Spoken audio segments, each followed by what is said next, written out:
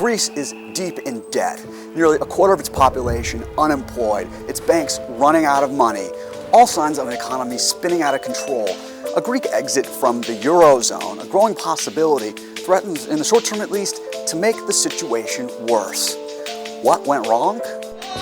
After adopting the euro in 2001, Greece's competitiveness fell further behind many of its eurozone peers. Germany and other countries had stronger and more export-oriented business sectors. Greece struggled to earn enough euros from abroad to pay for its imports. At the same time, the Greek government was able to borrow money cheaply because, as a eurozone member, banks and other investors thought a Greek treasury bond was as safe as one, say, issued by Germany.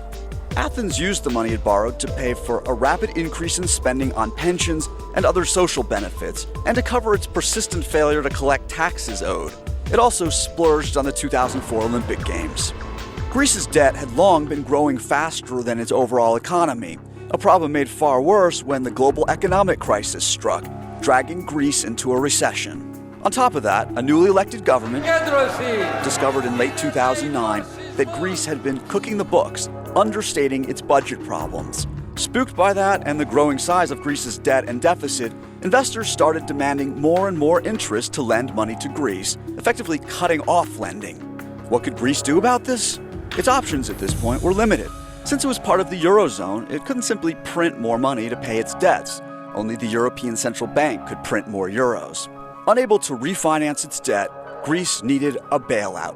Its new creditors, including the IMF and the European Union, demanded austerity. That meant raising taxes, cutting pensions, shedding public sector workers, and slashing almost all other kinds of government spending. None of these moves were popular. In 2010, Greece had 835,000 government workers. 2 years later, it had reduced that number by 15%. The heavy spending cuts and tax hikes sucked demand out of Greece's economy and contributed to skyrocketing unemployment. Greece's economy nosedived. Its debt, by 2014, was more than 175% of that year's total economic output. What do Greece's creditors demand now?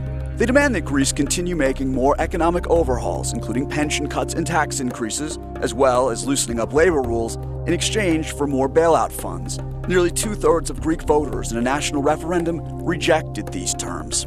What happens next? Greece has only days to present tough economic overhauls that convince its creditors to unlock bailout financing. Otherwise, Greece faces a default on its debts and the likely collapse of its banking system. What would that mean? It would likely mean Greece returns to the drachma, but the value of the drachma would likely plummet immediately, drastically reducing the value of people's savings and incomes. Vital imports could become expensive and potentially scarce.